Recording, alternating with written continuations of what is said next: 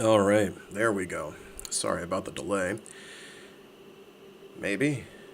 It's saying I'm offline. Come online. ARMS installation is complete. Good luck. And if you caught that reference, you play some Konami scrolling shooters from the Super NES era. If you didn't catch that, it's okay. It was also used in... Oh, somebody did some song mix. Ah, jeez. It was for... I don't remember what it was for. No, I do remember what it was for. A game called Hover, which was like a spiritual follow-up to Jet Set Radio. If you made it more open world, and a few other things. And they got... I think they got, actually, the guy who did some of the soundtrack for Jet Set Radio to work on that one, and he did a pretty solid mixtape song. He did like 2 songs for it, I think, and that was one of them. And it used that as a soundbite. Anyway, welcome back to My Brain Isn't All Here, and I'm not either. Welcome back to Mecha Mondays. I'm your intrepid narrator, Pilot Fragath, and today we're going to be reading the start to Full Metal Panic!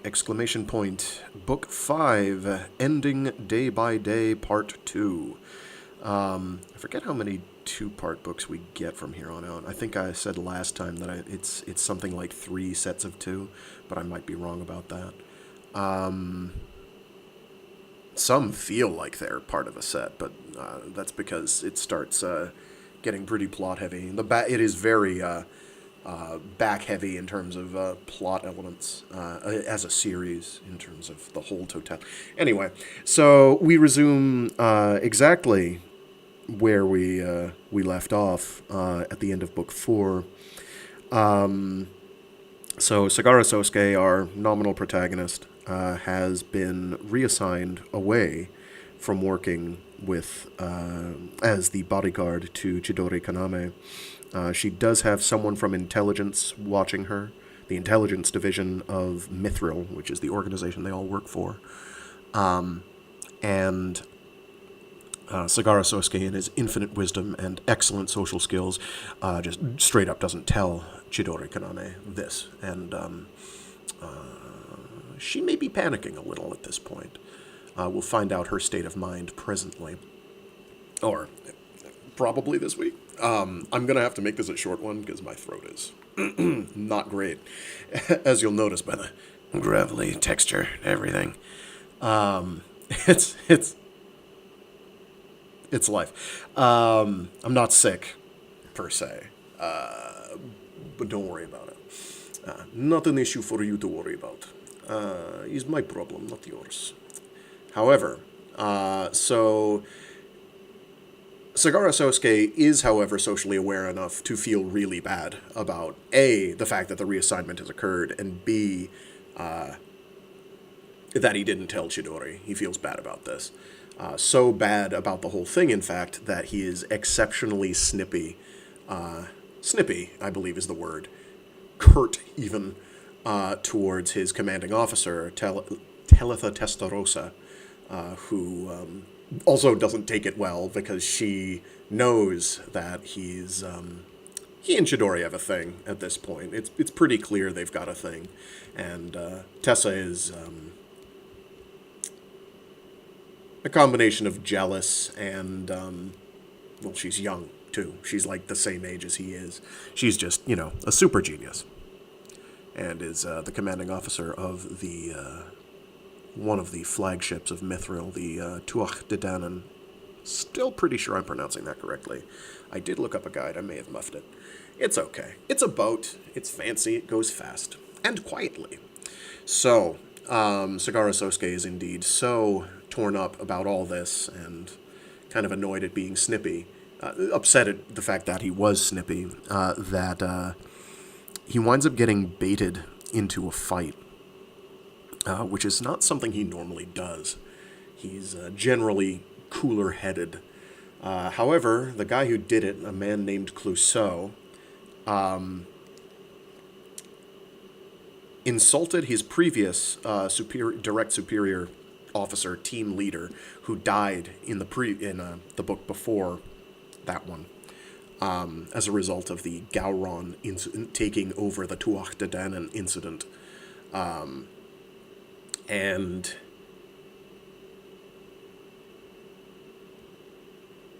Kurz takes it poorly, tries to deck the guy, gets cross-countered or whatever, absolutely knocked the frig out. And then Sousuke is like, listen, pal. Ordinarily, I wouldn't start a fight, but you are going to absolutely have to take back what you said. I'm not going to take it well. And the guy's like, oh, really? Well, I'm about to, how about we settle this mano a mano, and in our giant robots. You're a giant robot pilot, we're going to duke it out. One-on-one, single combat, in an arm slave, which is the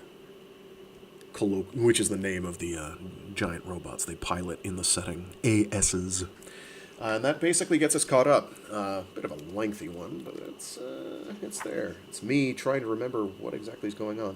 So again, this will be a bit short. The next chapter will be longer. Actually, I might be able to squeak a bit into... Yeah, I'll squeak a bit into the next chapter so that we can squeak through all of that one and then do a bit of the next one. And the next chapter, the final chapter of the book, is exceptionally long. So me chipping away at that next week will be helpful. Anyway, I am going to try and get the various images as they appear. These editions of the book have quite a few that are pretty solid. Where's the first one? Okay, there we go. We're good. All right. So we start with an action scene.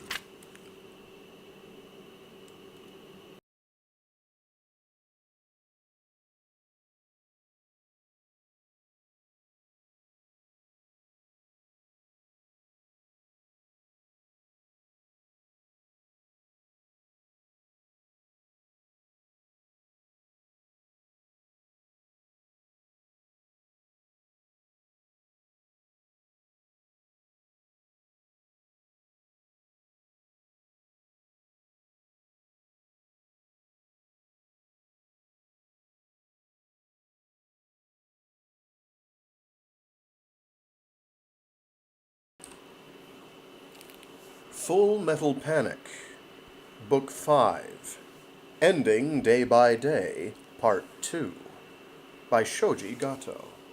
Illustrations by Shikidoji.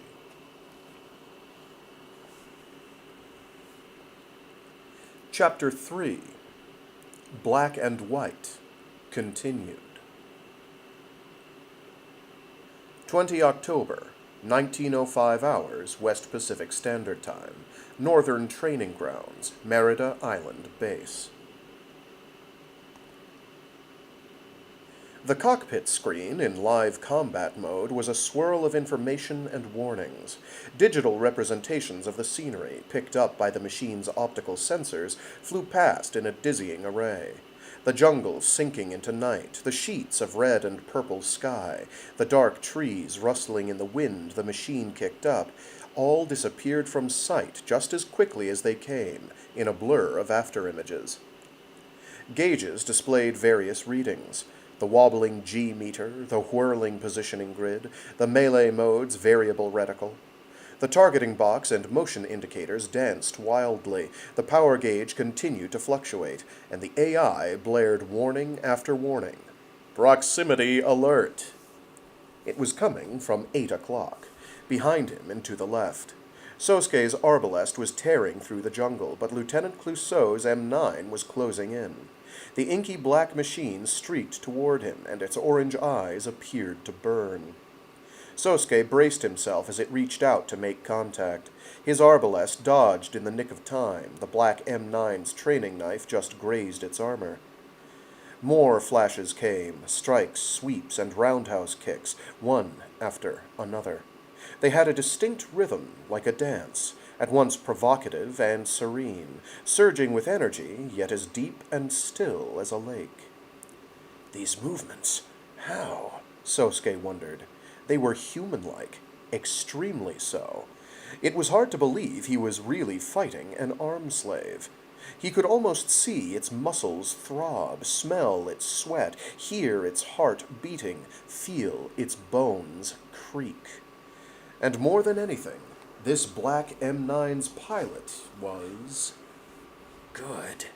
Yes, he was good. As good as Sousuke? Better, in fact. He could count on one hand the number of operators he'd met who could fight at this level in hand-to-hand combat. Lieutenant Belfangan Clouseau, he wondered, executing a diversionary strike before leaping away. Who are you? Third-generation ASs, like the Arbalest and the M9, were much better jumpers than their predecessors. Their legs utilized the structural principles of a grasshopper's joints, which gave them explosive acceleration beyond anything a ground vehicle or aircraft could muster. The result was a jump in proportion to a human leaping effortlessly to the roof of a house. But Clouseau continued to press the attack. The black M9 jumped just a moment later, hot on the Arbalest's heels. As the two collided in midair, it violently seized the Arbalest's ankles, and Sousuke took in a gasp of confusion. The next thing he knew, the world was upside down.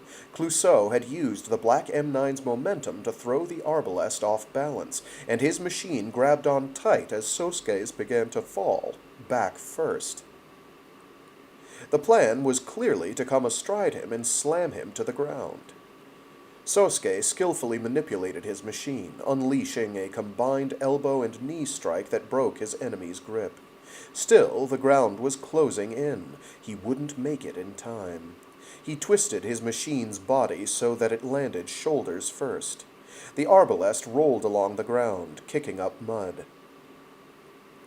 Impacts that even the state-of-the-art shock absorbers couldn't fully disperse rattled through Sousuke's body, and he groaned.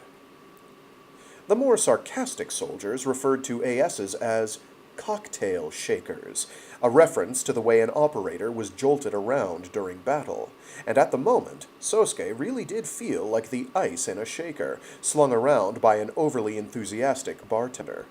He quickly shook off the toll the landing had taken on his body, regained control of the Arbalest, and sprang it to its feet. He assessed his damage report, then turned to face the enemy again. Clouseau's M9 was just standing up. "Just as I thought," he announced over the radio. "You're a second-rate operator, Sergeant Sagara." "What?" Sousuke asked. "You fight like it's a skill, not an art. Do you understand what that means?" Sousuke said nothing. "I suppose you don't, which proves my point," Lieutenant Clouseau told him. "A second-rate predecessor and second-rate subordinates. What a miserable team they've put me on." Predecessor? He's talking about Captain McAllen, Sousuke realized. He still won't show any respect for the dead. As Sousuke watched, Clouseau's machine slowly turned to face him, then threw its training knife away. The training knives had an edge made from urethane foam, which was infused with water-based paint, like a giant felt-tipped pen. Unlike the monomolecular cutters used in live combat, all these did was leave marks to simulate a cut. They all but eliminated the chances of anyone getting hurt or killed in training. Sousuke couldn't understand what he was thinking. "Throw that toy of yours away," Lieutenant Clouseau demanded. "Let's have a real bout." The black M9 drew a large knife from the hardpoint on its hip. In truth, it was more like a dagger. It was almost twice as long and wide as a standard knife and emitted an almost ominous aura. This was a Crimson Edge monomolecular cutter, created by the Israeli arms manufacturer IMI. It was a sized-up version of the reliable and widely adopted Dark Edge series, and the AS squadrons of the Israeli army frequently used it to tear through the RK-92s and Mistrals of Islamic nations. Its purpose was to cripple a heavily armored opponent in close combat with one strike.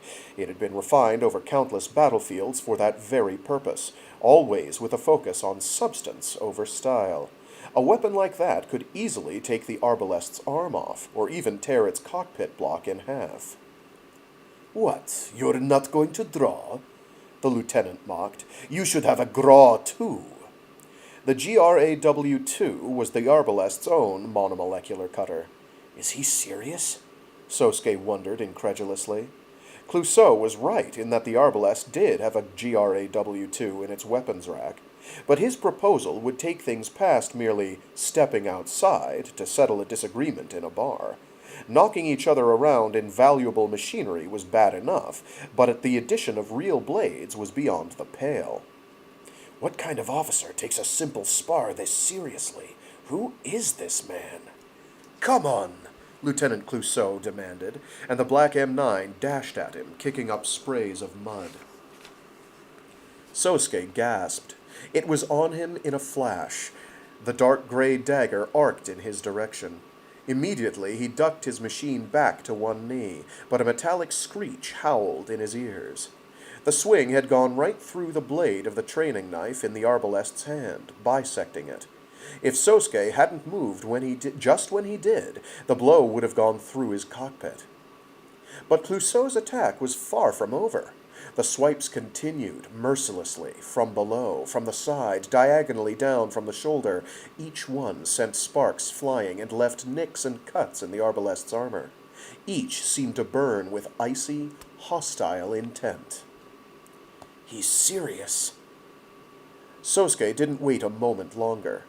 He drew a monomolecular cutter from his own weapons rack. He didn't bother to beg him to stop or to ask why he was doing this. If his opponent was going to try to kill him, then Sousuke didn't have to hold back. "That's right," Lieutenant Clouseau told him. "No need to hesitate." There was another splash of mud as the machines leaped away from each other. "Al, maximize GPL, switch motion manager to Delta 1, and remove all practice limiters," Sousuke yelled. "Roger, maximizing GPL, running Delta 1, removing all PLD," the AI intoned. The generator's output began to rise, and the motion manager software switched to live combat mode. "Caution," the AI continued. "Recommended motion manager setting is Charlie 1. "What?" Sousuke asked in confusion. "Charlie 1 is recommended for Lambda driver activation. Reasoning is based on 6 factors. 1. Statistics based on data from 5 previous sorties. 2. Charlie 1 was the default set by development lead Bani Morauta. 3. Bilateral angle settings for Delta 1 are..." "Explain later." "Roger." Clouseau's M9 charged, and the arbalest readied to meet it. In the dimming light of the training grounds, the two machines collided.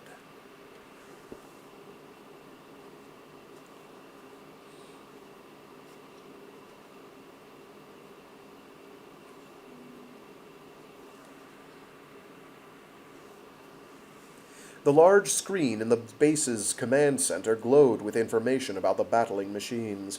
Tessa barely remembered to breathe as she watched their silhouettes cut furiously through the darkening jungle. It was like two giants locked in a dance, first coming together, now lashing apart. Tree after tree fell, crushed beneath their metal limbs. "I can't say I approve of this," said Lieutenant Colonel Richard Mardukas, who was standing beside her. "Even if it is for a purpose, I don't like to give the impression that we support soldiers settling personal affairs with violence. It sets a bad precedent. Rules must be applied consistently." He pushed his glasses up his nose as he eyed the screen dubiously. Tessa gave him a sidelong glance, then let out a small sigh. "We don't have a choice," she lamented. "It's the only way to draw out the arbalest's power." "Captain, I fail to understand," Mardukas observed pointedly. "Battlefield simulation training is done every day. Why the farce? Inciting that ridiculous barroom brawl, wasting the squad's materiel resources, even allowing them the use of dangerous live combat equipment." As Mardukas's words implied, the brawl had been planned from the start. Clouseau had proposed it, and unless it's Clouseau. Clouseau, it's French.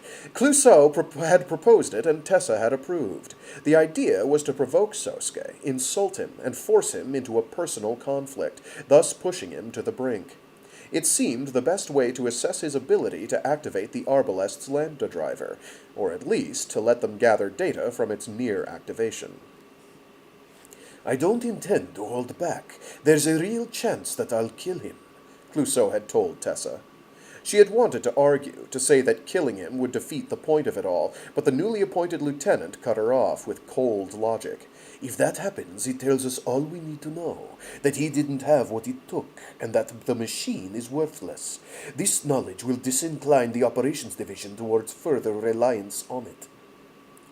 Tessa had found that she couldn't object. To refuse would be like saying that she had no faith in Sousuke. 1 second, getting a friggin' ads, dude. All through Twitch.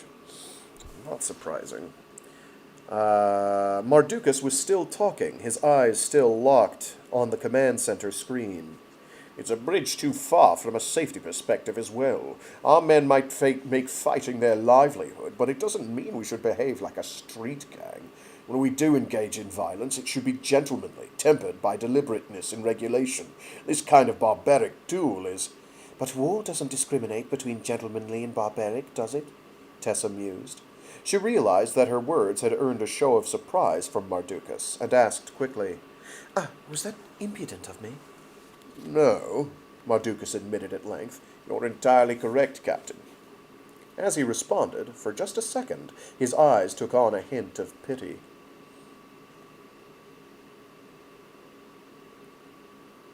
A relay, affixed to the Arbalest, was sending them all kinds of data. The operator's heart rate, brain waves, neuromagnetic waves, and NIR values, temperature and deformations in the machine's skeleton, the status of the AI, AL, and all other kinds of things. All kinds of other things. It was all being recorded for review by their second engineer, Second Lieutenant Lemming. 1 sec, I forgot to put up the book cover replacement. My bad!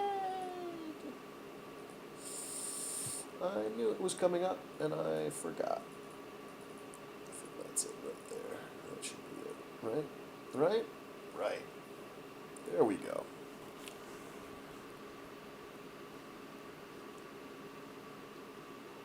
What would he think if we knew we were using him as a guinea pig? Tessa wondered. What would he think if he knew I'd corralled him into this? He would hate me, I'm sure. Everything that had happened today just seemed to take him further and further away from her. Further away, even, than Tokyo was from Merida Island. Banny, she thought.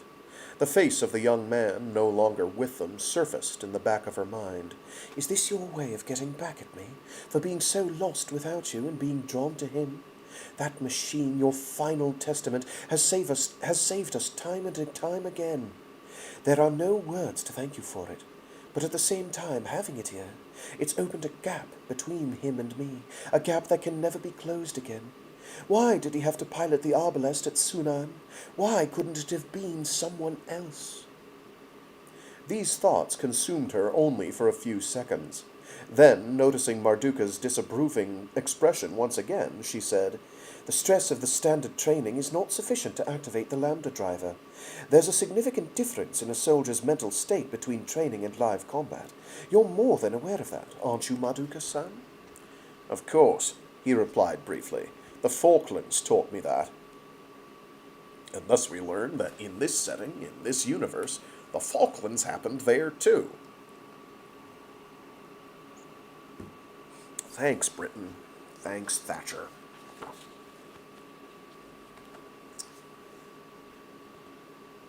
Tessa was reminded of Mardukas' service as an XO on a Royal Navy nuclear submarine during the Falklands War in the early 80s. Captain, he went on, when I express my doubts about this, it's that I question whether the machine is worth all these machinations. A weapon that fails to work each time the trigger is pulled is no weapon at all. It's my opinion that we should work out other strategies that are less dependent on it. What a weapon system needs is not destructive power or the ability to disrupt the battlefield. It's reliability, pure and simple. Are you calling the arbalest defective? She questioned. Yes, Mom. I don't care for that machine at all. His words inspired a certain melancholy amusement in her. Tessa had gotten the vague impression that Mardukas wasn't fond of Sousuke, yet he and Sousuke had the exact same opinion about that machine. I believe that Sergeant Sagara agrees with you, she murmured, and that's just the problem.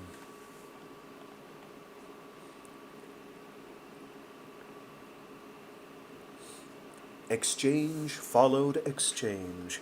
The black and white silhouettes intertwined for an instant, then broke away, tearing through the jungle with roars and flashes of electric light. Their movements unleashed gales that whipped around the surrounding vines and leaves. Ugly. Such an ugly way of fighting, Clouseau said. Ugly? Sousuke questioned. You move like a tin toy. So awkward. A roundhouse kick came flying from the arbalest's blind spot. Sousuke stepped in to try to body-check the opponent, which also softened the blow against him. Reliant on brute force! Yielding to the motion, as its balance shifted, the M9 went into a spin in midair. The momentum carried its knife through the arbalest's left shoulder, taking off a heat sink and rupturing a shock-absorbent tank. Is the tank the shock absorbent, or is it a tank full of shock absorbent? That's a good question. And inflexible. Not the question, but he's continuing his sentence. There's big hyphens. From there, the M9 moved into a one-handed handstand and unleashed a dazzling series of whirlwind-like kicks.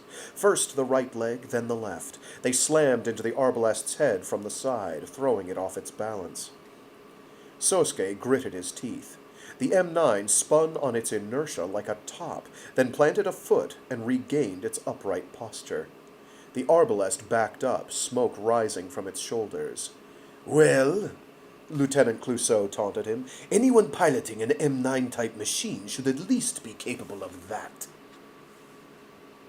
Bragging about your acrobatics?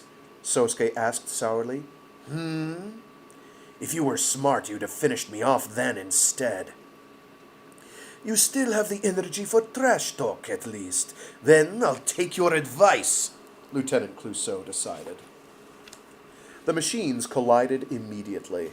The clash of explosive power, of strength against strength, echoed through the nearby jungle and shook the very air around them.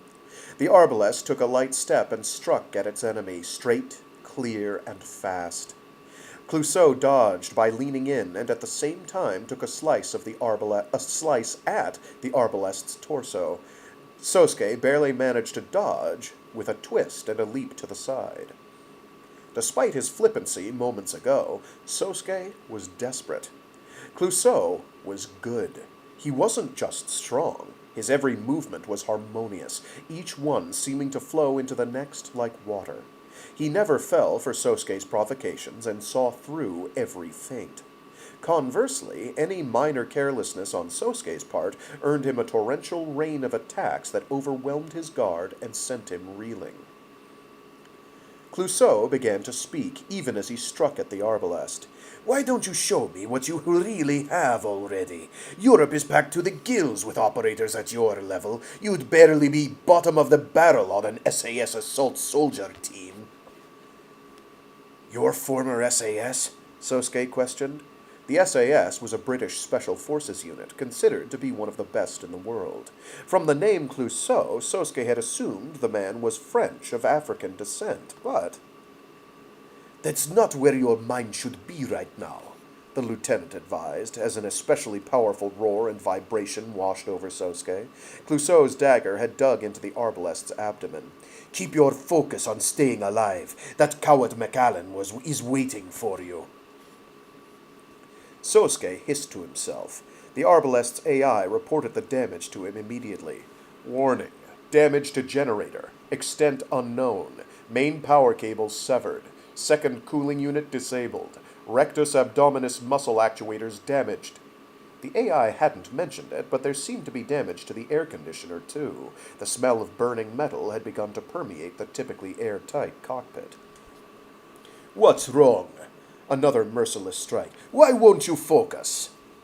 Another unforgiving slash. Are you here to fight or not? Lieutenant Clouseau slammed a knee into the staggered arbalest's side. The 8-ton machine went flying, and hit the ground back first. The AI blared warnings. A shrill alarm rang out. The machine's skeleton, muscles, and armor all creaked and groaned in protest. At this rate, Sousuke was at a loss. He couldn't begin to figure out how to deflect raging chains of attacks like these, let alone deal an effective counter. I told you to show me what you have! The M9 leaped high into the air, knife hefted in a backhand grip, then plunged down at the arbalest like a hungry eagle on grounded prey. Sousuke rolled to the right and managed to dodge the stab. Clouseau's dagger bored deeply into the place the arbalest's cockpit block had been a moment before. Feels like a run-on sentence there. Just awkwardly long spot. Clouseau's dagger bored deeply into the place the arbalest's cockpit block had been moments ago. Sousuke swiped his blade at the other man's dagger and cut the crimson edge in two. From its supine position, the arbalest used the spontaneous power in its back muscles alone to snap into the air. It was a maneuver called a jackknife. With a motion similar to that of a click beetle, the AS could spring to its feet much faster than the mere use of its limbs would ever allow. Utilizing an agility impossible for a human, it quickly recovered its balance, and in that same instant brought its knife to the ready. But the next thing Sousuke knew, the M9 was there, crouched right inside the arbalest's personal space. Dropping its hips low, it whipped around sharply, but before Sousuke could react to the unnatural motion, he let out a shout of surprise. His machine was being drawn forward. It was as if gravity had, for an instant, shifted perpendicular to the ground. He felt a powerful impact, and then, suddenly, he was being blown back by some overwhelming force. The 8-ton arbalest flew backwards through the jungle, knocking down every tree in its path and coating the area in a haze of mud. When the machine finally made contact with the ground, it skidded, digging a long trench and jetting white steam, before it came to a stop on its back, exhausted and motionless. It couldn't be. That impact. Sousuke's head was spinning, and his body was numb. It was that strike that had done it. It was far more than a simple physical blow. It felt almost otherworldly. Could that machine have... The black M9's eyes were surely glaring straight at him. Can't be. Sousuke choked through an unresponsive throat. It can't be. That thing can't have a lambda driver. The arbalest is the only mithril machine that has one. That's why they're putting me through all this, right? That's why they shoved me into this unreliable weapon, gave me all this responsibility I never asked for. Get up, Sergeant, Clouseau said. Try to bring out everything that machine has. You hear me? Everything. Do it, or the next one kills you. The arbalest stood up. Its knees were knocking and its shoulders were heaving, reflecting the toll the fight had taken on Sousuke himself. I guess I don't have a choice, he realized. He'd have to use the lambda driver, the machine's mysterious function. It had toyed with him time and time again. Would he be forced to rely on it here and now? And would it actually work for him, or would it betray him yet again?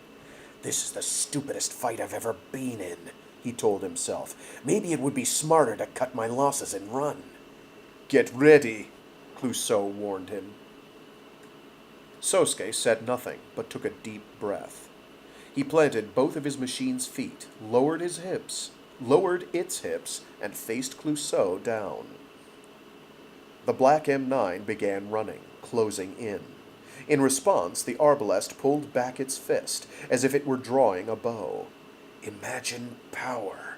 Imagine destructive power focused to a single point.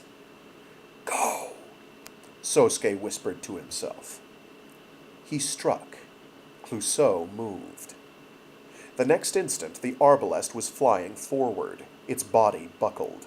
The impact slammed through Sousuke's cockpit again, and this time his consciousness became dim. Up became down and then up again as the jungle whirled like a kaleidoscope. He slammed into the ground and stars appeared before his eyes. The AI reported the damage, and more alarms blared, but Sousuke barely heard them.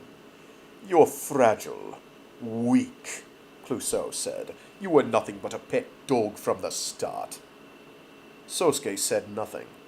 "It's no use," he admitted it to himself. And then he sank into the darkness.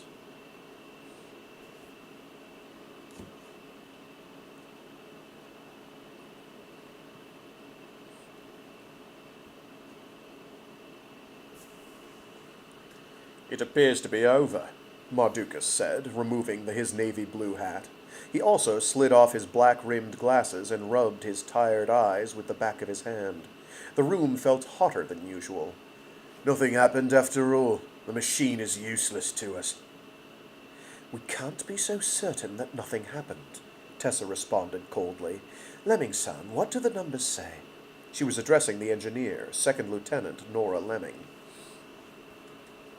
The woman in the seat nearby, who had been monitoring data on the M9 and Arbalest with a laptop, spoke with detachment, her eyes still locked on the screen. They're not even as high as when they were during the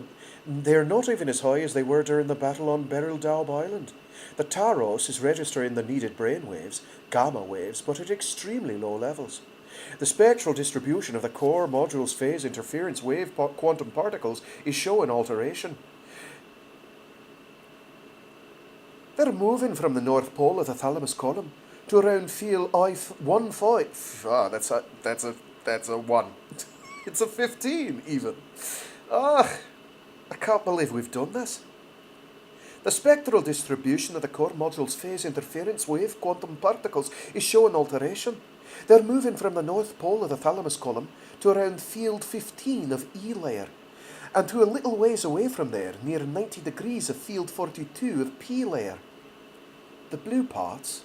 Tessa questioned. The blue parts? I'm sorry. After some delicious technobabble and someone just says, the blue parts? I'm sorry, I'm not going to take that well. I am going to react. The blue parts? Yes, the blue parts. Those are the blue parts, yes. Maybe. Sorry. I try not to do that, but oh gosh, that got me. Alright. Let me figure out where we were. Let's try this again. In fact, I'll do our whole speech over again, now that I remember how vaguely Scottish it can sound. Let's try it from the top. The woman in the seat nearby, who had been monitoring data on the M9 and Arbalest with a laptop, spoke with detachment, her eyes still locked on the screen. They're not even as high as they were during the battle on Beryl Daub Island. The Taros is registering the needed brainwaves, gamma waves, but at extremely low levels. The spectral distribution of the core module's phase interference wave quantum particles is showing alteration. They're moving from the north pole of the thalamus column to around field 15 of E layer, and to a little ways away from there, near 90 degrees of field 42 of P layer. The blue parts? Tessa questioned. Yes, look, Lemming replied. These two places, they're connected. It's promising, if still a long way from activation. Tessa thought for a minute. In the case of defensive reactions, it was N layer 0 degrees plus or minus 40, I believe. I wonder if this has to do with Miller's hypothesis. We can't be sure. What I'm wondering is... Mardukas could only watch, disheartened, while Tessa and Lemming argued before the array of colorful 3D images and graphs. He couldn't follow their conversation at all. The best that he could grasp was that it concerned neurology and physics, even the blue parts. Though he possessed several degrees himself, he couldn't even begin to follow a debate about fields so different from his own, including the blue parts. Lemming was a brilliant MIT graduate. She had no military experience. Yes, I could be doing it with a Boston, but we're not going to do that. It's not really a Boston. It's sorry. I'm sorry. She had no military experience, but Tessa had found and recruited her to deal with the Arbalest when it lost its developer. She wasn't as exceptional as Teletha Testarossa, but she certainly qualified as a prodigy. Nearly every engineer that Mardukas had met with... Oh, I see. Nearly every engineer that Mardukas had met, with significant knowledge of ASs and ECSs, was young. Mardukas had long felt a sense of discomfort regarding the new weapons these young people were developing. It wasn't just that capricious Lambda driver. Arm slaves, electromagnetic camouflage systems, palladium fusion reactors, the Dedanan super AI, the Taros, the superconductive drive, the electromagnetic flow control system, it all seemed equally wrong to him. Just 20 years ago, back when Mardukas himself might have still been called young, no one could have even dreamed of devices like these.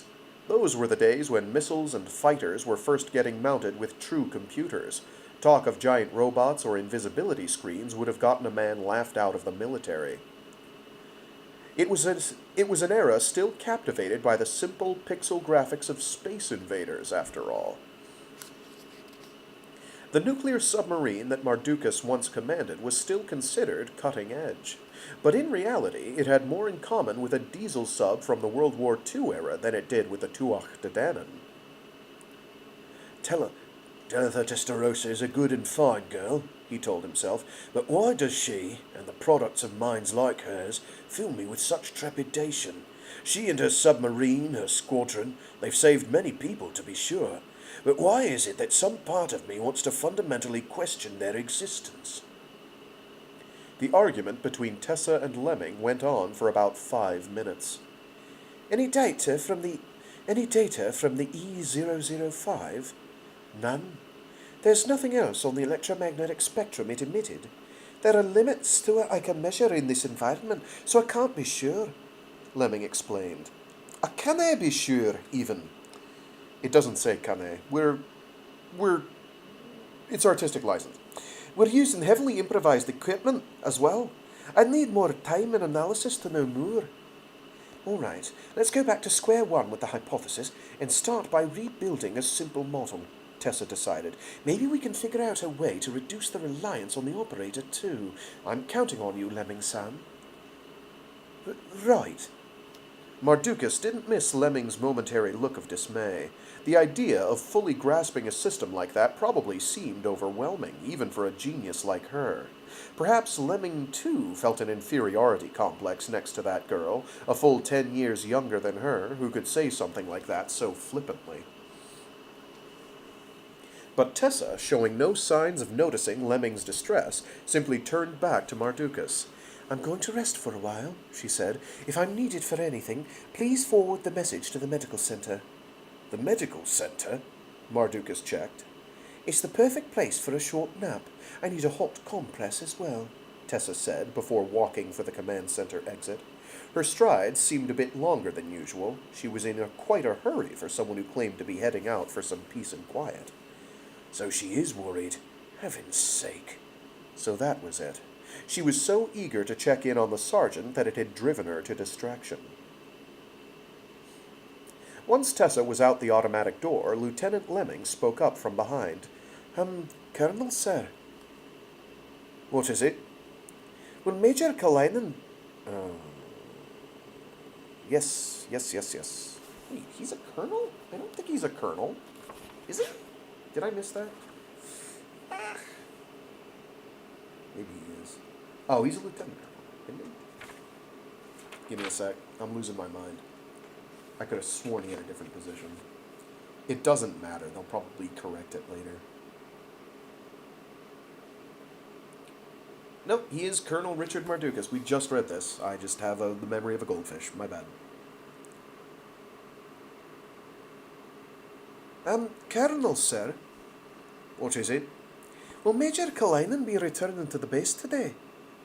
He said he would be, Mardukas told her. What do you ask?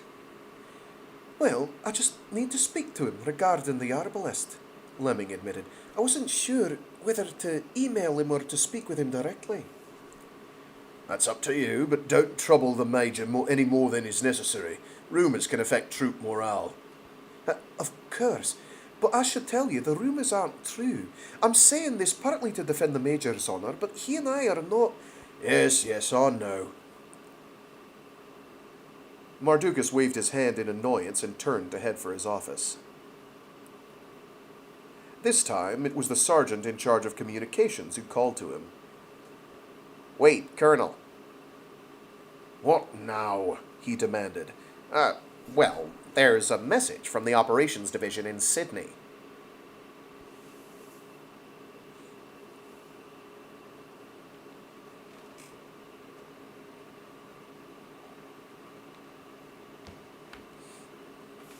Come on, wake up, you useless downer of a sergeant.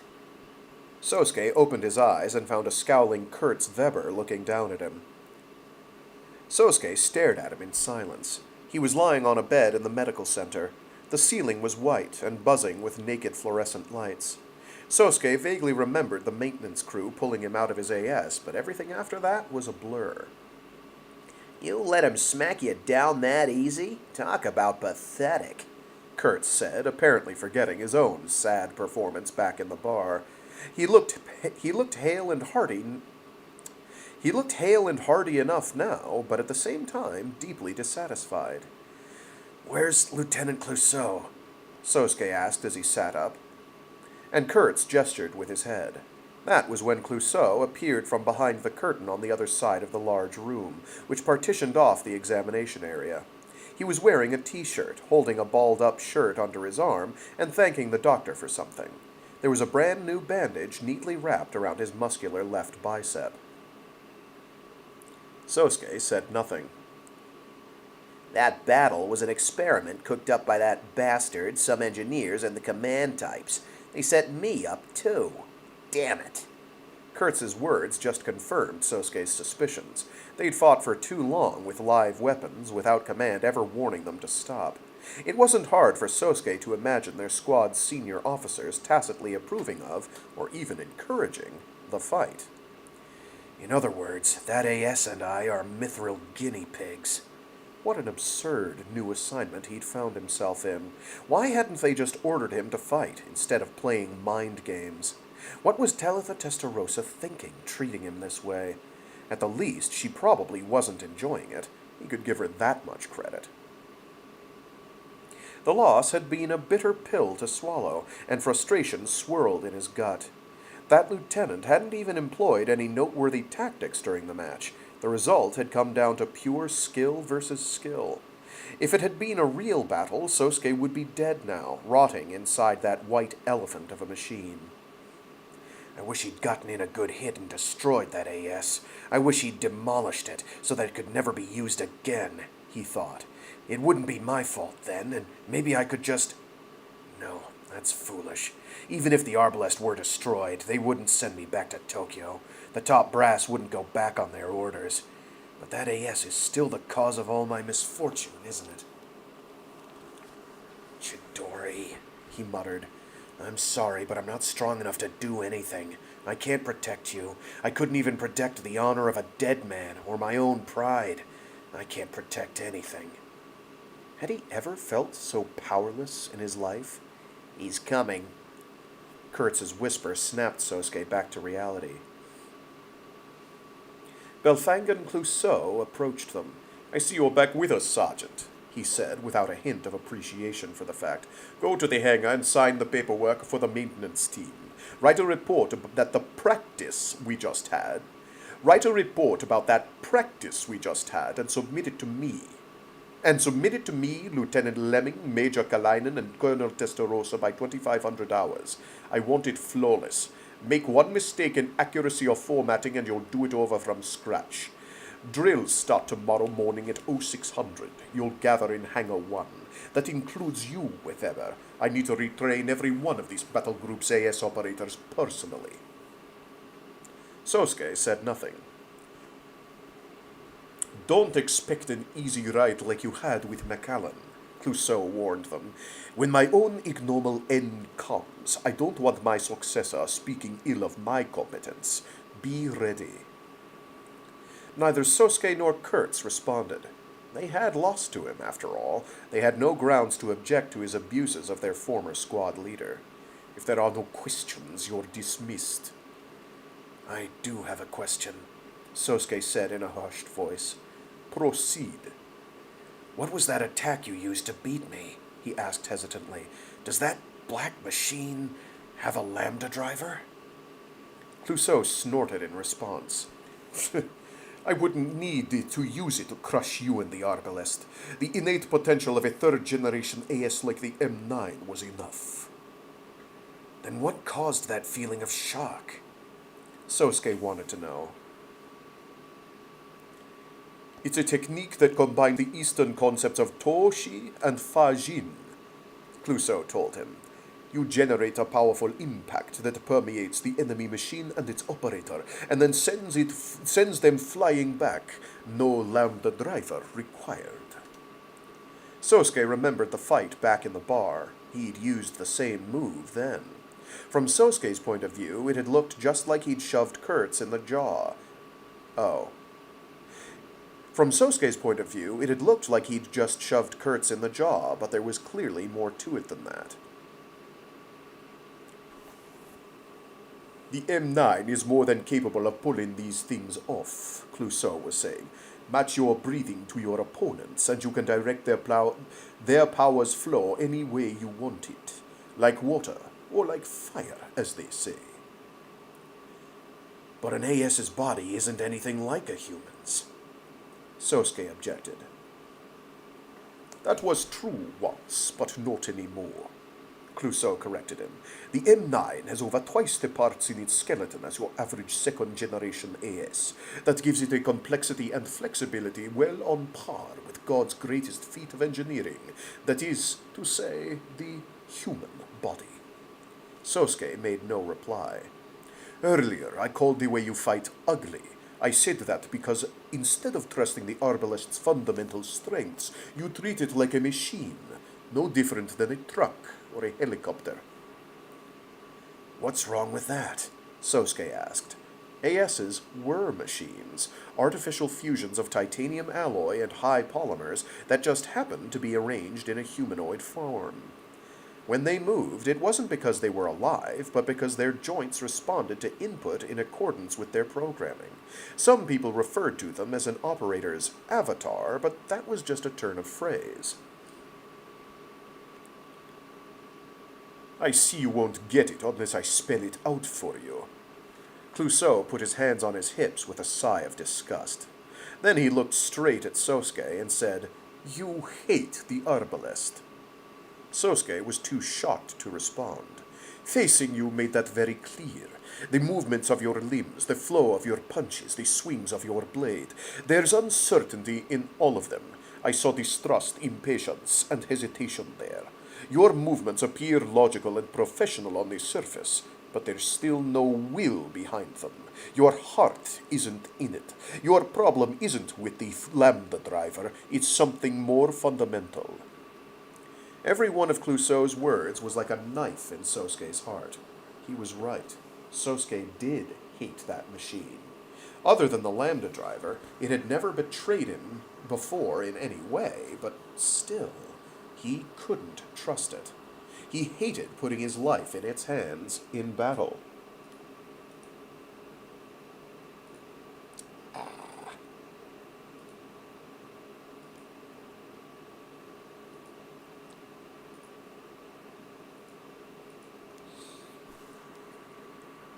Was that feeling slowing him down?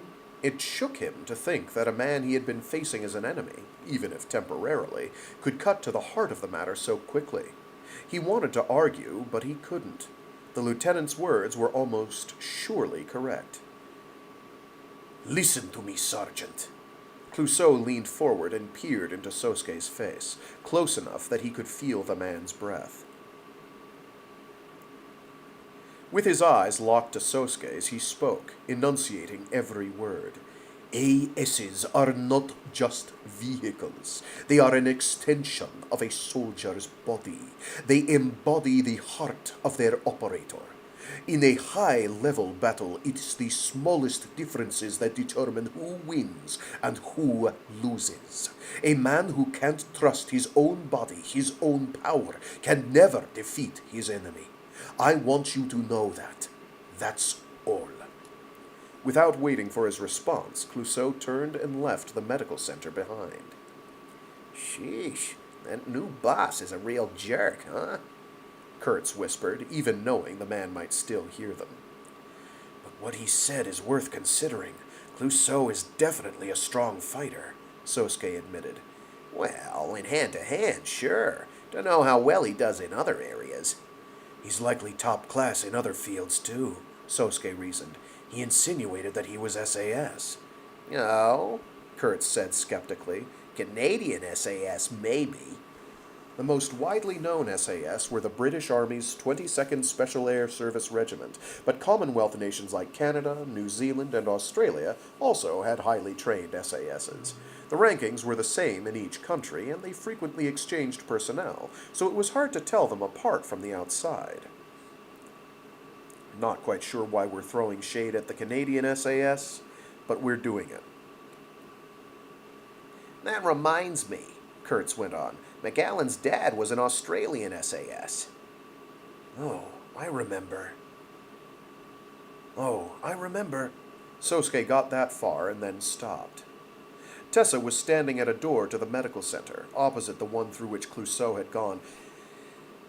Her right hand was on the doorframe. Her left hand was gripping her braid, and she was watching them as if desperate to speak. Sosuke had a fleeting impression that her legs were unsteady underneath her as well. She remained silent, so Sosuke and Kurz spoke up first. Colonel? Tessa? Oh, no. Colonel? Tessa? She was just beginning to stammer out words when suddenly the base's physician, Captain Goldberry, called out from the back. Oh, there you are, Tessa. Yes? Dick sent you a message. He wants you back at the command center ASAP. Very well. I'll return at once. Tessa hesitated for a moment, but disappeared quickly from the doorframe without a proper word to them. Sosuke was utterly confounded. Kurz said. You think she came by because she was worried? Worried? About what? Sosuke asked, his ignorance genuine. Kurz glared at Sosuke for a moment, then shook his head exaggeratedly. You know, if I ever had to script a romantic drama, you're the last kind of protagonist I'd write. The story would never move forward. Viewership would tank. Sosuke just tilted his head in confusion.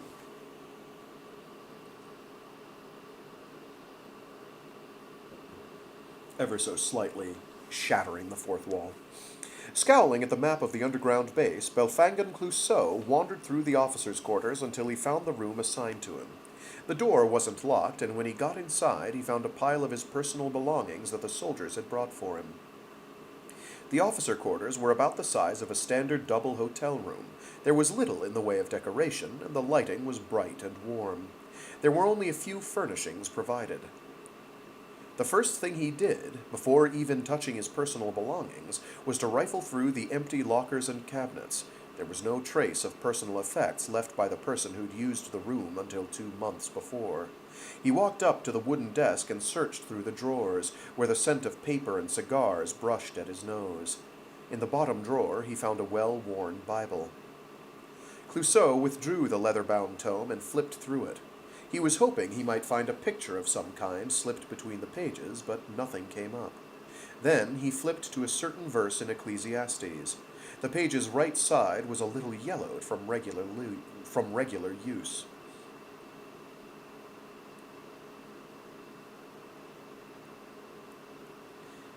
A living dog is better than a dead lion, read the verse. He'd use that phrase from time to time in training, I kept telling him I was Muslim, but it didn't stop him. And I think that Allah forgive me, came to like the phrase, too. Senpai. Clouseau whispered to himself before closing the Bible again. He turned back to the entrance to start moving his belongings in, but caught sight of an East Asian woman standing in the open door. It was Master Sergeant Melissa Mao. "So it was you," she said. "It was. It's been a year and a half," she observed. "Technically," he told her, "it's only been 6 days." "True. You won't find anything of his, though. It was all cleared out ages ago." "I know." Clouseau turned away from Mao and hefted up his large olive-green bag. Then he forced an air of indifference into his voice as he began to properly move his belongings into the room.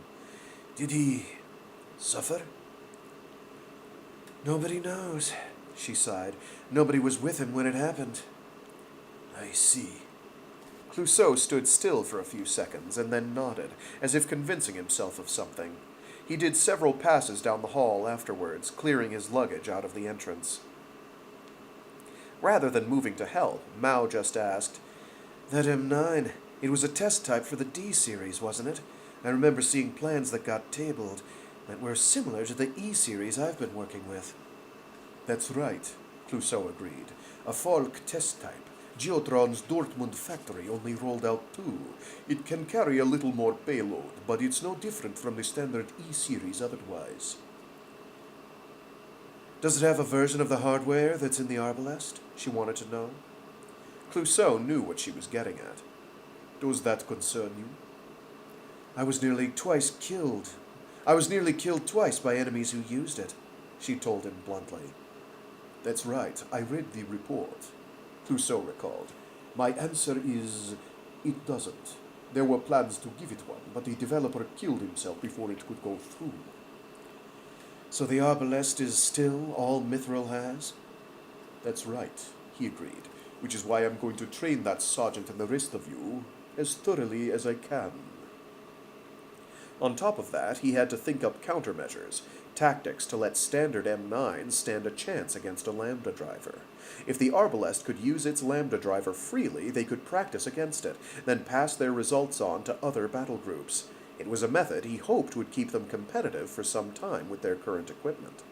Major Kalinin and Colonel Testarossa were counting on that, too. "I understand, but it's just not like you to go so hard." "I agree," Clouseau told her, shrugging expressionlessly. Then, after a moment, he said, "That one, Sagara." "Yes?" Mao said. "He's just like I used to be," Clouseau opined. "As stiff as a board, blind to everything around him, trying to force himself into this one single mold. He's like a man trying to sit in a chair too small for him, even though he could easily widen it if he wanted to." "You really think he can?" she wanted to know. "I don't know, but if he can't, he'll die." Mao fell silent. "Or he'll buckle under," Clouseau predicted. "Buckle under?"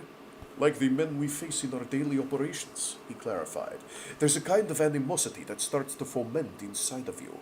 You start by putting on fronts about who you really are. Then you begin to resent those around you. And in the end, you start to see the entire world with a kind of detached scorn. It happens slowly but surely, like the little hand on a watch. That's what makes it so frightening." "Sousuke?" Mao scoffed. "There's no way." Clouseau didn't respond to Mao's words. "I'm tired," he told her. "I'm going to rest a while. You should be going too." He opened the bag he'd tossed on the floor and pulled out a pristine towel and a bar of soap. But on his way to the shower room, he stopped for a moment. "Melissa." "Yeah?" "Don't tell anyone about Senpai and me," he ordered. "I can't have the men going soft around me." Mao paused in the middle of shutting the door, and a pained smile appeared on her lips. "As you wish. Well, good night, Ben." "Good night."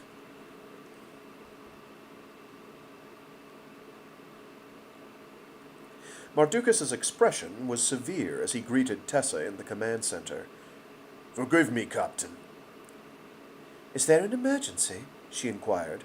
Well, it's not quite clear yet, Mardukas hedged. Operations Headquarters has ordered us to stand by D.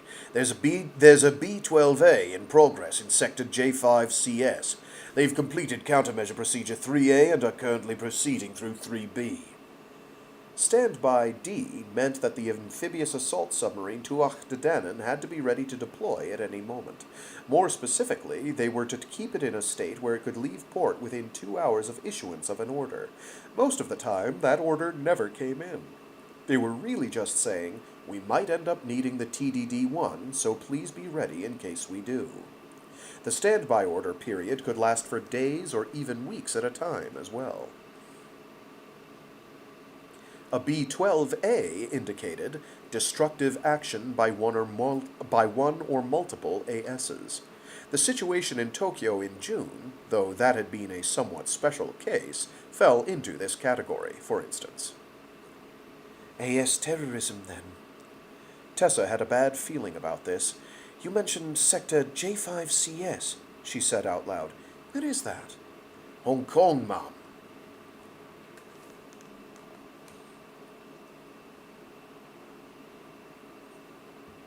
Same time frame, somewhere in Hong Kong.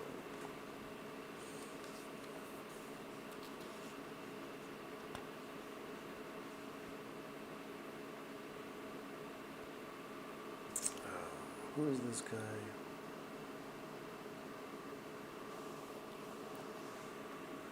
Same time frame, somewhere in Hong Kong. Police sirens could be heard passing down the main road. Cars honked at intersections. A hit song by Andy Hui rang out from a shop across the street.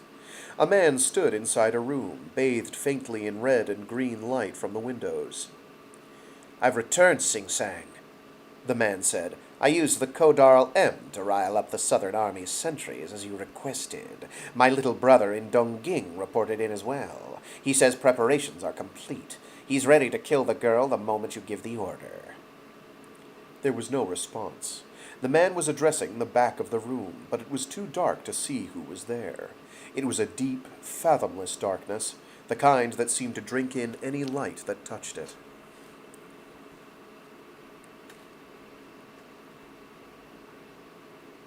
Within that darkness, something moved. Tomorrow evening, you say? The man asked. A husky, artificial voice echoed out from the darkness. It spoke. What manner of death do you request? The man asked.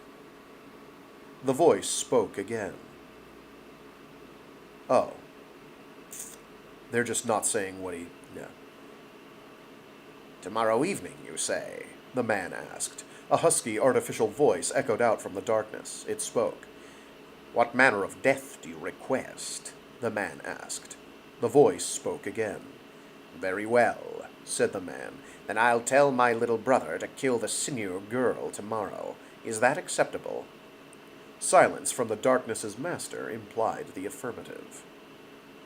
I do not know how that's pronounced. Cinniu. It's a proper noun, name of a place, maybe? Sinew? I don't know.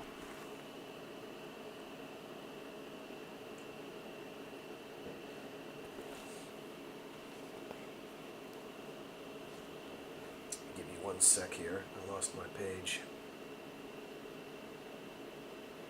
There we are. Plop.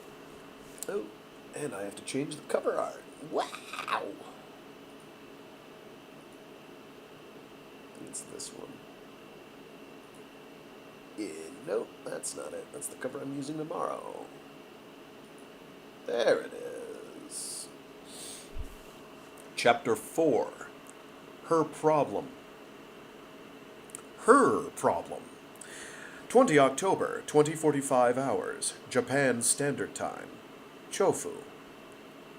I'm worried over nothing. That was what Kaname told herself after an uneventful return home. She'd caught a glimpse of someone strange on the roof of a building on Sengawa Shopping Street. It was basically nothing, so why was it freaking her out so much?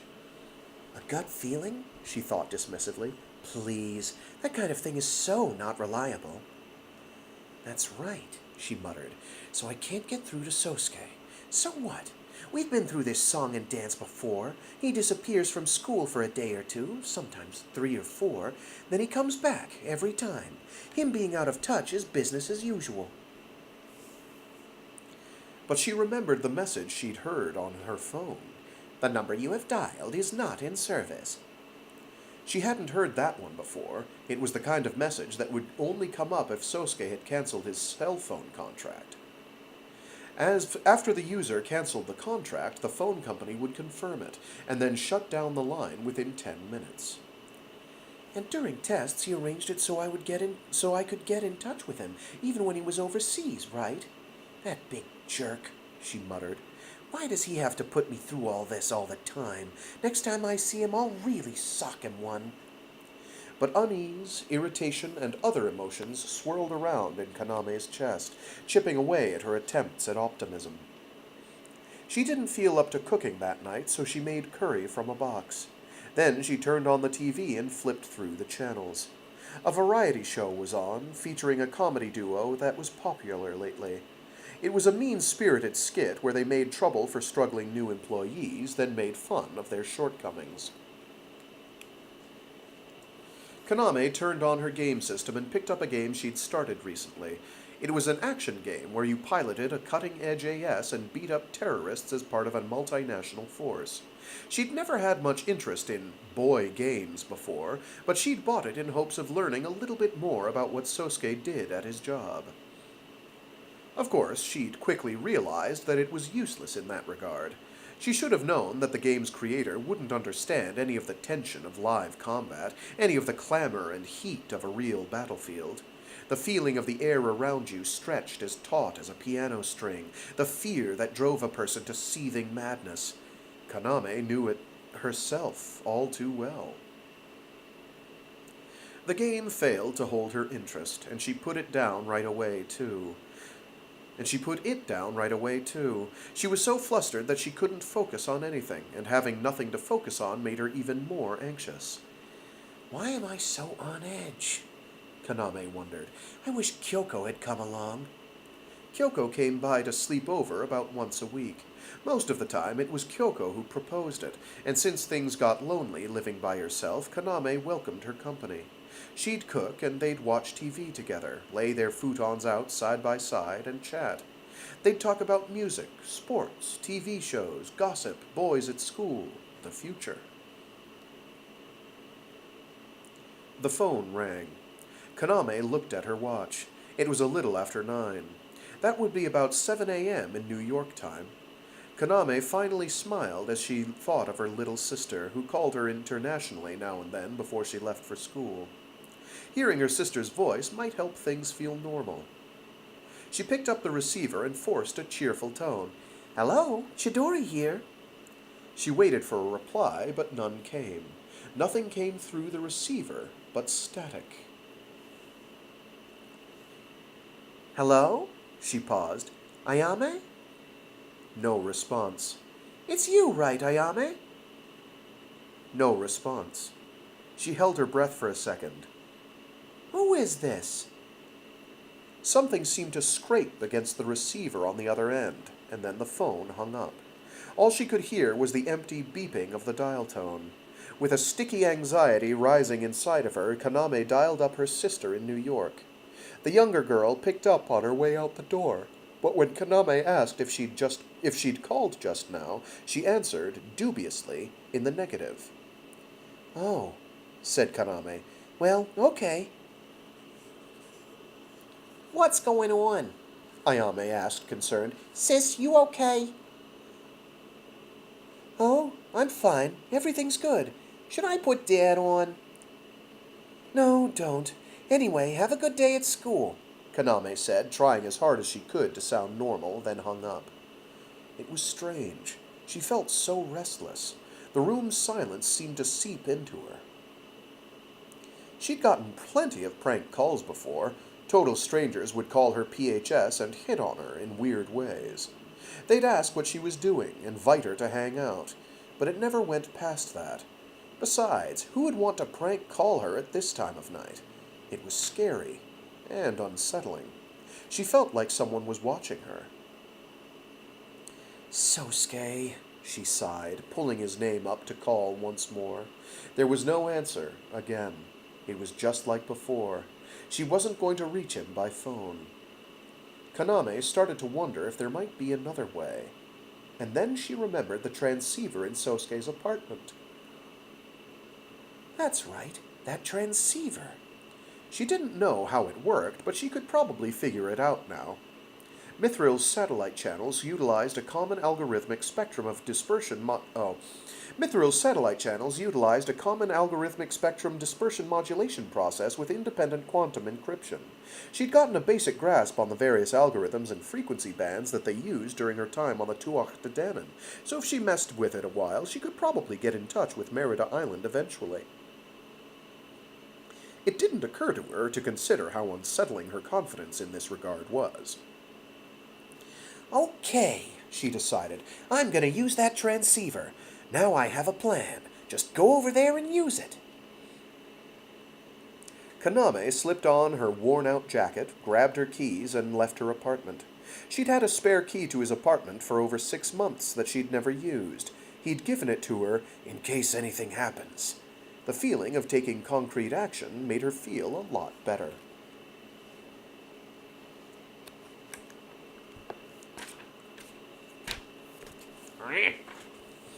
Keep losing my bookmark.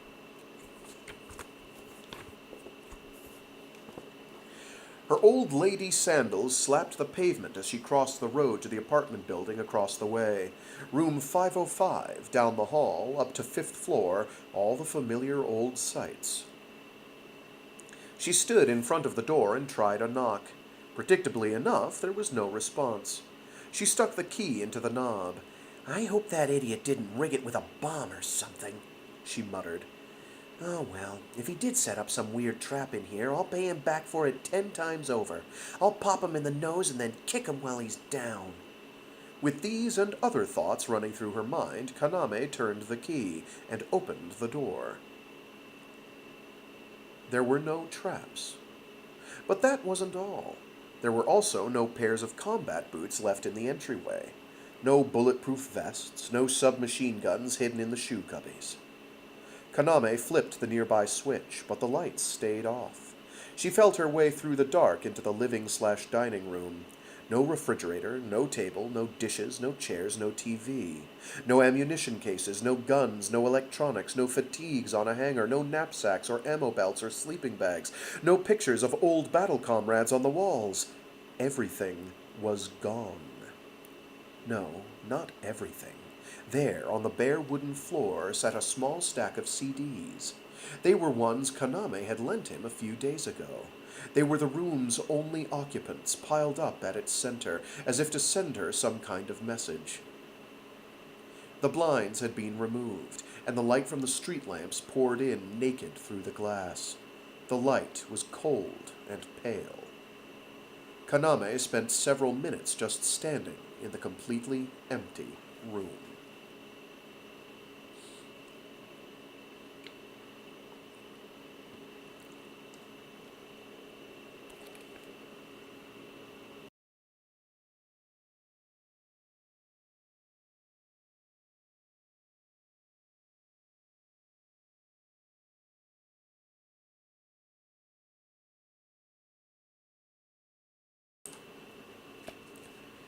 October 23:35 hours, West Pacific Standard Time.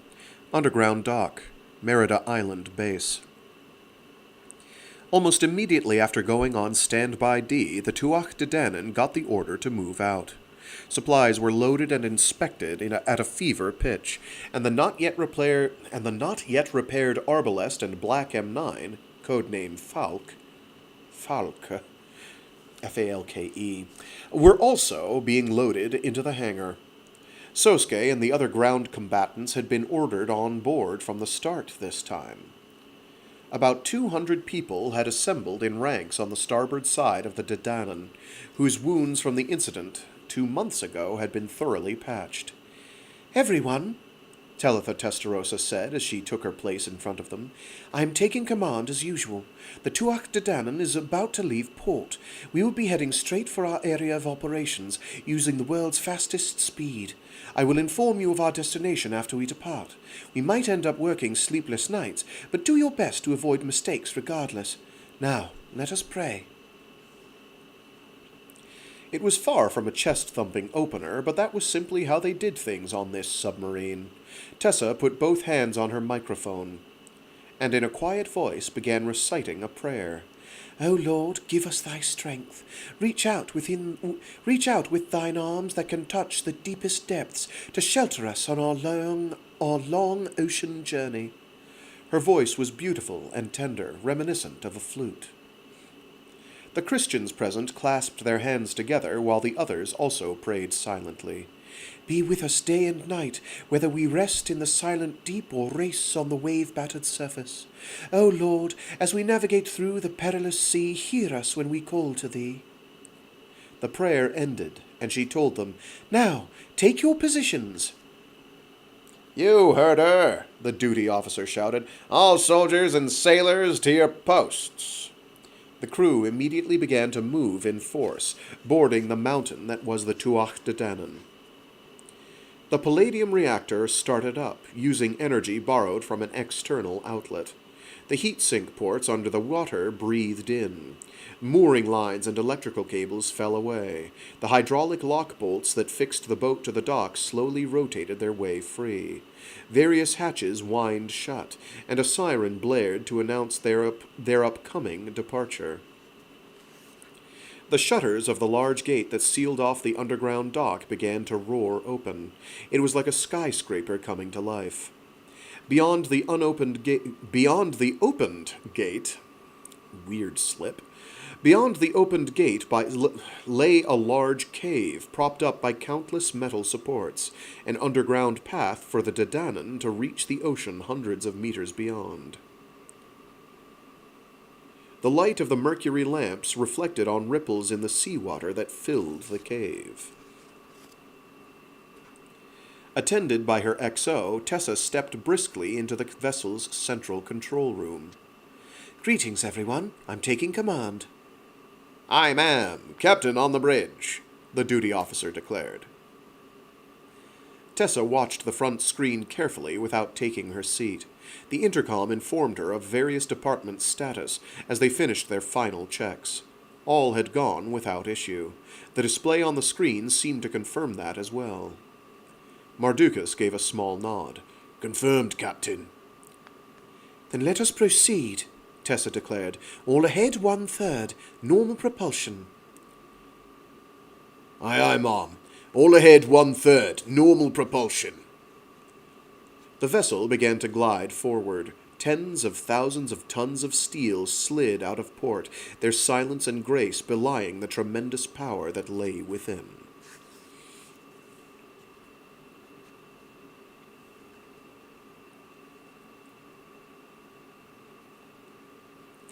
October 12:40 hours, Japan Standard Time, Jindai High School, Chofu, Tokyo. An emaciated face stared out from the girl's bathroom mirror. Its eyes were bloodshot and had bags under them.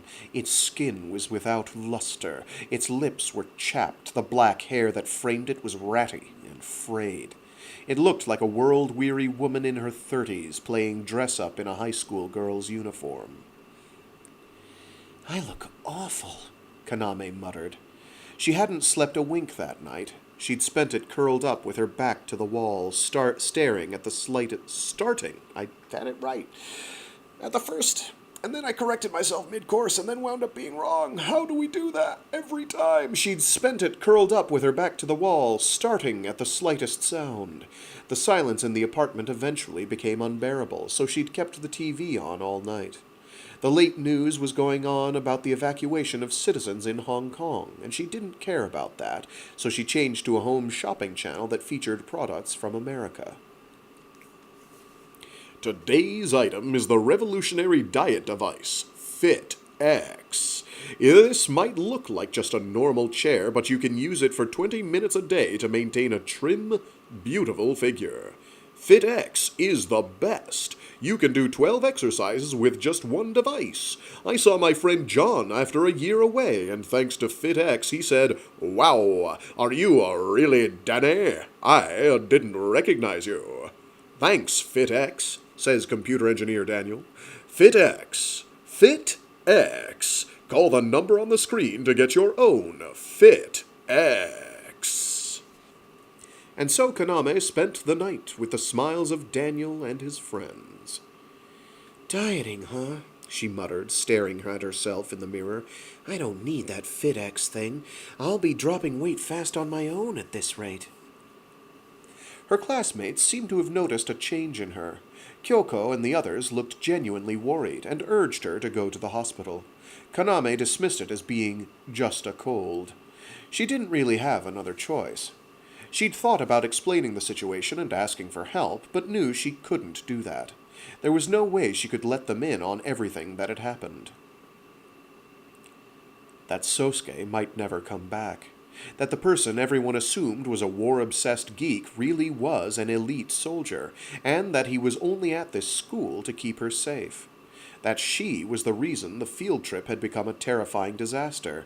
On and on. She couldn't tell them. She didn't have the courage. The bell rang to signal the end of the day. She heard the voice of her homeroom teacher, Kagarazaka Eri, calling her name. Kaname-san, please come to the teacher's office. I repeat, Class 2-4 Chidori Kaname-san, please come to the teacher's office at once. Kaname thought about ignoring the message, but she changed her mind. Staring at herself in the mirror all day would just make her feel worse. Instead, she dragged herself to the teacher's office. Are you all right? Was Eri's first question after catching sight of her. I'm fine, Kaname told her. Just didn't get a lot of sleep last night. I see. That's not good, though, Eri observed. Even if you do live alone, you really need to get a proper night's rest. Yeah, you're right. Kaname let out a weak laugh. Now, the reason I called you here... Eri pulled an opened envelope out of a desk drawer. It was addressed to Jindai High School, and she recognized the clumsy hand. It's apparently from Sagara-kun, written to our General Affairs Department. Now, this might be a little shocking, she said, voice hushed. It contained a letter of withdrawal. Kaname said nothing. I knew that he'd been taking a lot of time off recently, but to just drop out without a word to me beforehand, and I can't seem to get in touch with him by phone, I'm not sure what to do, Eri admitted. I know I've been hard on him lately, with the car incident and the chronic absences, so I thought, well, I'm sure there's more to it than that, but... Kaname barely listened to Eri's rambling. She wasn't shocked by the news at all. It was more of a feeling of, that figures. She couldn't cry. She couldn't muster any sense of sorrow at being abandoned, any danger at the offhandedness of the act, or any nostalgia for the time they'd shared. She just stood where she was, numb, gazing blankly at the tattered envelope on the table. Envelope, even. So, Chidori-san, Eri was saying. Chidori-san? Yes. Do you have any idea what might have happened? The thought occurred to her that, if this were a manga, this would be the place where she'd say, He didn't tell me anything, but I believe in him. I know that Sousuke will be back. Sadly, Kaname wasn't the kind of cardboard cutout who could say that sort of thing with perfect confidence. She was a complicated, flesh-and-blood human being. No, she told her teacher, I don't. But I don't, Kaname said flatly. Eri looked up at her suspiciously. Did you have another fight? No. Eri sat there, hushed for a moment. If I don't hear from him by tomorrow, I'll have to pass this on to the principal. You understand that? Then he'll be out of school forever? Kaname clarified. Eri didn't respond. Kaname took her silence as a yes. I see. Goodbye, then. Kaname listlessly turned around and left the teacher's office. Just forget it all, she told herself. He was just an illusion. He was lying when he said he'd protect me. Face the facts. He's gone, along with everyone associated with him. There's no one left I can depend on. Maybe I'll spend my days jumping at shadows from now on. It's not like the people after me are going to show any mercy. Spies, terrorists, secret organizations. Those are the kind of people they are. No, I have to work out a plan by myself. I can't let Kyoko get mixed up in this. Remember, she told herself, was I ever some damsel in a tall tower, pining for rescue day and night? Some princess weeping at her window for a prince on a white horse, or some noble knight to save her? The hell I was. I'm going to take action, because I'm Chidori Kaname. Something inside her, on a cellular level, something even more powerful and fundamental to her than her nature as a whispered, was urging her on. First, I need information, she decided. I need to find out what's going on around me.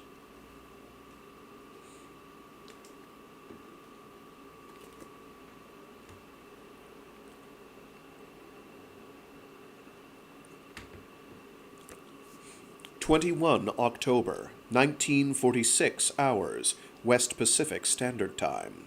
Tuach de Danann, sea near Philippines, West Pacific Ocean. Since they'd been ordered onto the Tuach de Danann, Sousuke and the others' training and meetings were to take place on board. The SRT members' meetings were full of advanced and specialized content: squad tactics, use of the M9's data link function, three-dimensional movement using the machine's full capabilities, and complicated but efficient systems of teamwork. All were meant to help them cope with the existence of the Venom. Currently, Second Lieutenant Lemming, the engineer, was explaining about the Venom's only known weaknesses. The lecture was long and featured copious amounts of jargon. In addition to the engineering points I just described, the LD also has a physiological element, she said. Its functionality is highly influenced by the psychological state of the operator. Activation of the device causes the operator to emit extremely rare brainwaves. Here, she said, and pointed them out. These frequencies from 30 to 50 Hz are called gamma waves. Only when the strength of these brainwaves exceeds a certain level can the LD produce the repulsor fields we're all familiar with. Here's the data on that.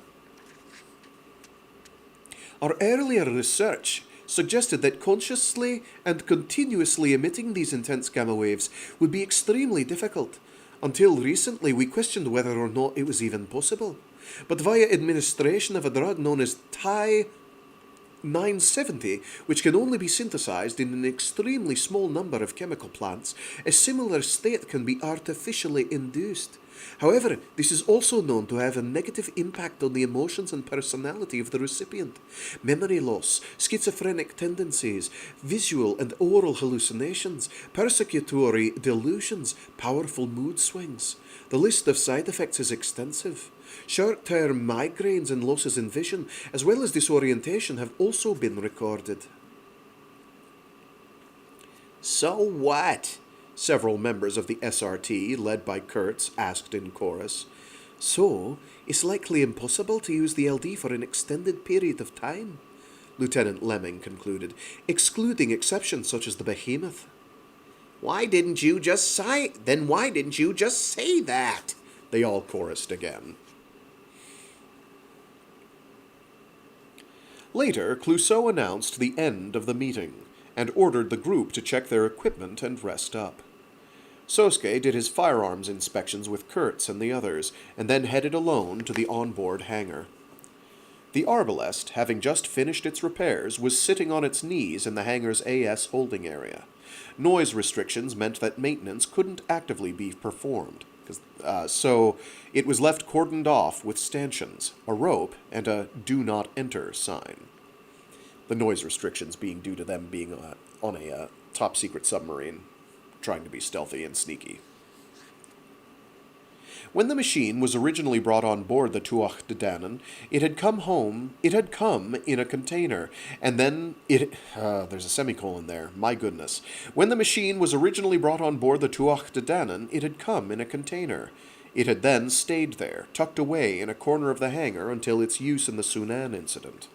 Sousuke himself hadn't known what was in that container, and he'd never even imagined it might be an AS. He stepped over the rope and approached the arbalest. The armor's smooth white curves were surfaced with a frosted texture that felt slightly rough to the touch.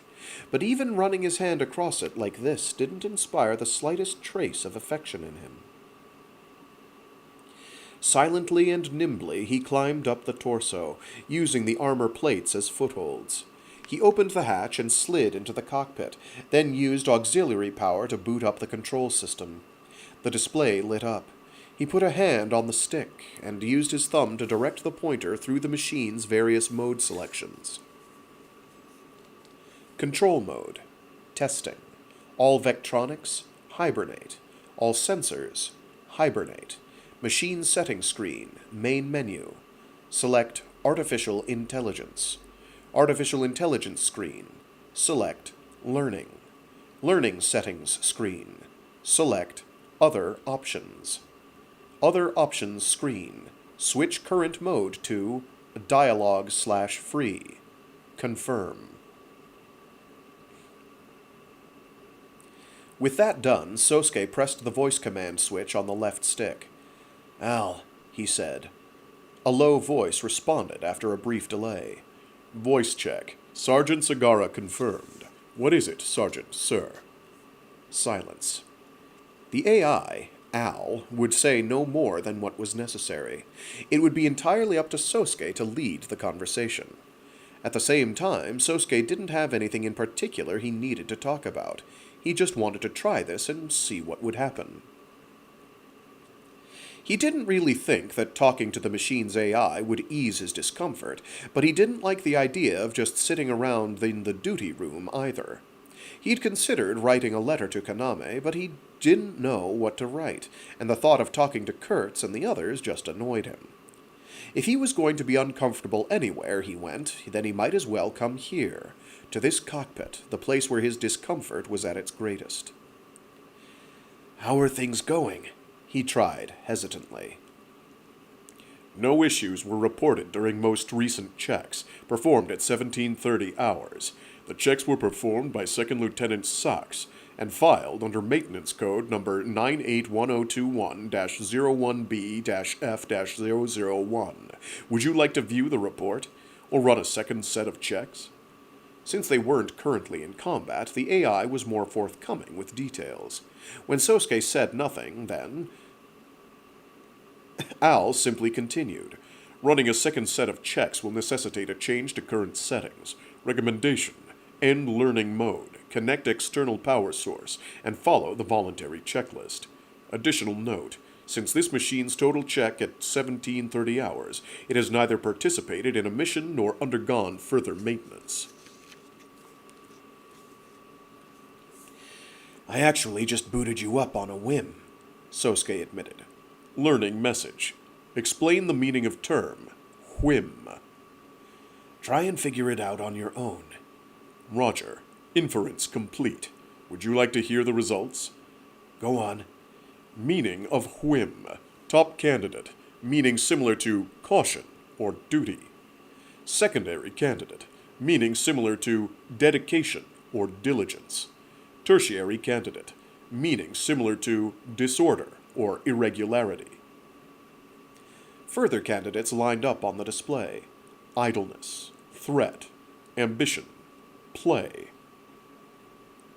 "You understand play?" Sousuke asked. Affirmative. Is that the meaning of whim?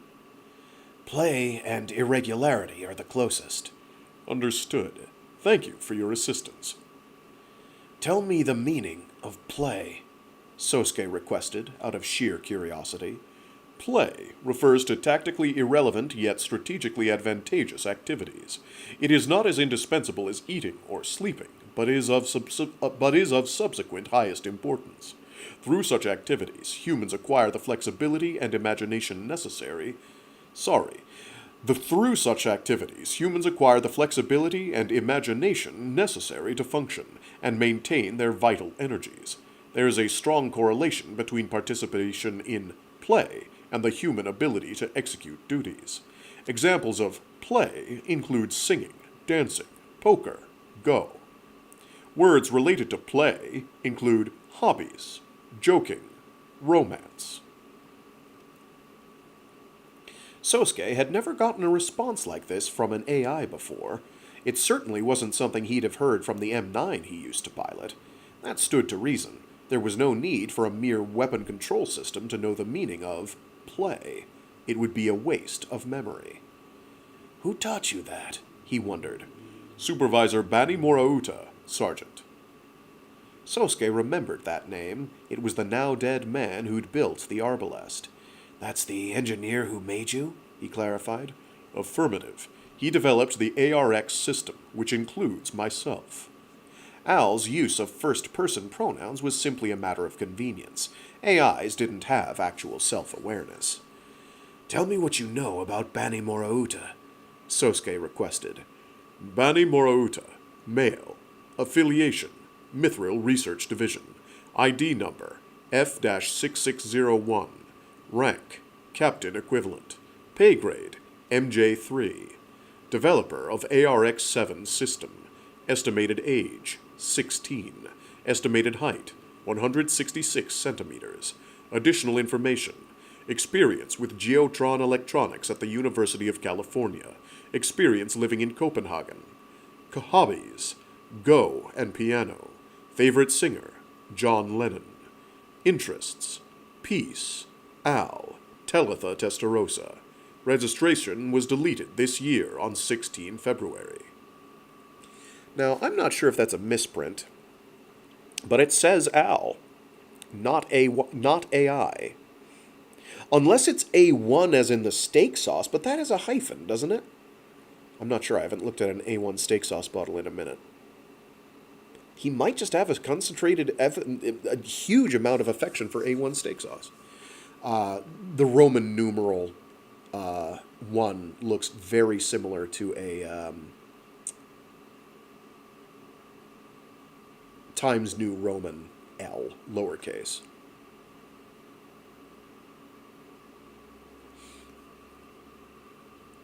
Disadvantages of the font. Anyway, while processing some surprise at hearing Teletha's name, Sousuke asked another question. What was the cause of his death? Unknown. That information has not been previously... There was a hiss of static. Al's voice cut off, and the screens went black. Sousuke fiddled with the stick, but there was no reaction. He thought maybe the auxiliary power had shut off, but the light under the screen was still green. Al? He checked. Silence. 1 second. 2 seconds. 3 seconds. Then, without warning, the screen restored itself. Voice check. Sergeant Sagara confirmed. Learning message. Is he dead? It was a strange reaction. The other settings were preserved. It was still on free dialogue learning mode. So why was reconfirming his voice print the only thing it needed to do? That's what I heard, he said, then added in annoyance, and stop saying learning message for everything.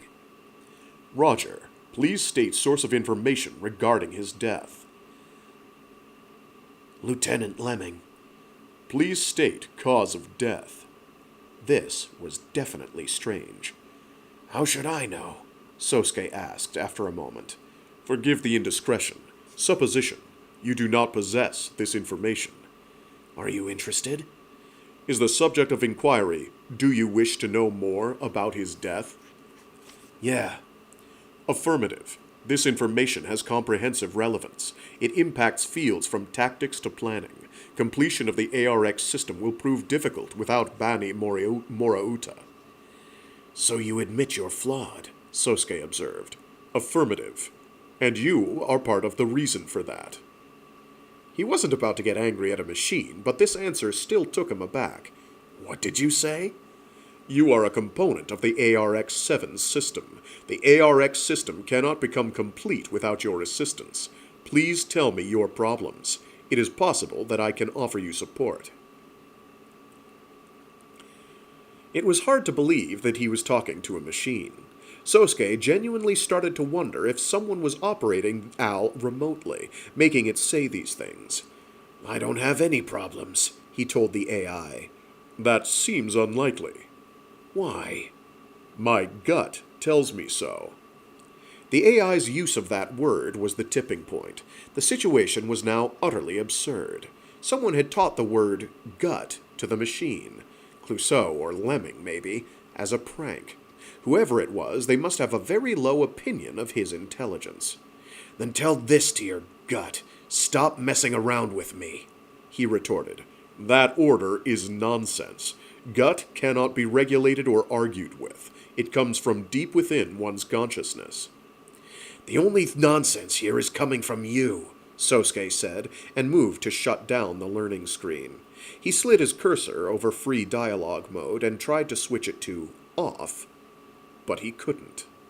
It wouldn't respond. He looked at it questioningly. I'm sorry, Sergeant, but that setting can no longer be changed. What do you mean? After a moment's pause, Al spoke again. Now relaying message from Bani. Please give it your full attention. The flag has been triggered. If you're listening to this, it means I've hit some kind of worst-case scenario. I've either died or lost my mind. I've decided to leave this program behind in the event of that happening. Listen to me, unknown master of Al. He's no ordinary AI anymore. He's an individual coexisting with the Lambda driver. He's still just a toddler taking his first steps, but he can even learn what it means to be happy and sad. Please, give him your trust as a partner. What in the... I'm sure things are proceeding in ways that will make you seem irrelevant. That will make your will seem irrelevant. You're probably annoyed about that, too. But you aren't powerless. The Arbalest is a vehicle for possibility. Of course, one possibility is that this ultimate machine will end up as scrap on the pile, accomplishing nothing. But that's up to you. Express yourself as you feel is right. I hope you have someone important to protect. Message ends. Flag? Program? Al is no ordinary AI? And calling this the ultimate machine? This defective hunk of junk, which has left me struggling even against single opponents, where all the wins I've got came about due to basic dumb luck? Stupid, Sousuke muttered. Are you referring to me or to you?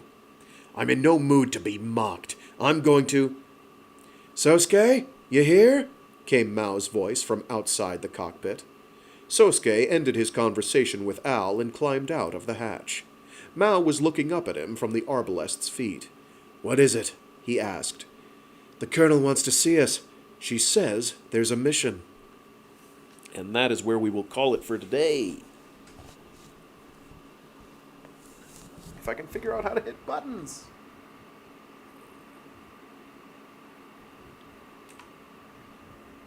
What do you know? I can do it if I try.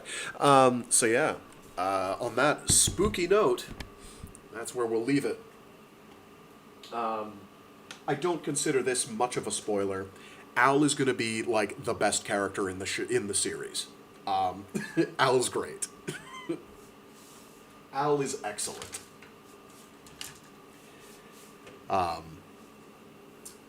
Very different than the AIs we have. They would just look at a dictionary definition. Al tries to reason it out himself. He's had that behavior promoted to him by one Bani Morauta.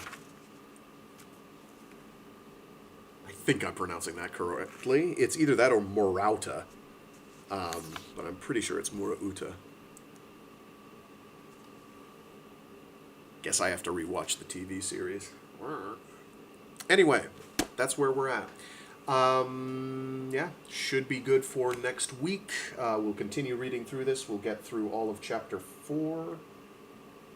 And probably a chunk of Chapter 5 if I can, because Chapter 5 is a bit of a bear. It's a pretty big one.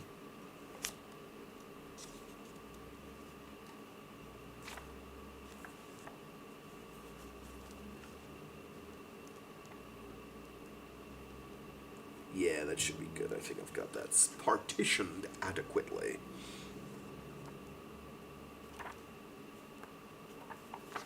50 pages of pop. It's not perfectly even. I would have, ideal universe, I would be putting it on, I would be delineating it based on chapter, but chapter 3 today was really short. So it didn't quite pan out that way. There's my bookmark. I knew I had it here somewhere. Wow.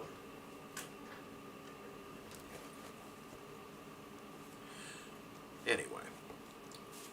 This Wednesday we will continue to read through 40,000 in Gehenna by C.J. Cherry, and on Friday we will be reading through more of The Ascension Factor by Bill Ransom and Frank Herbert. So we have all that to look forward to. Yes. Yup. Racking my brain for anything intelligent beyond that to say, and it's not coming to me, so we're going to call it good there. Stay safe, stay sane, be decent to each other, and sorry about the late start today.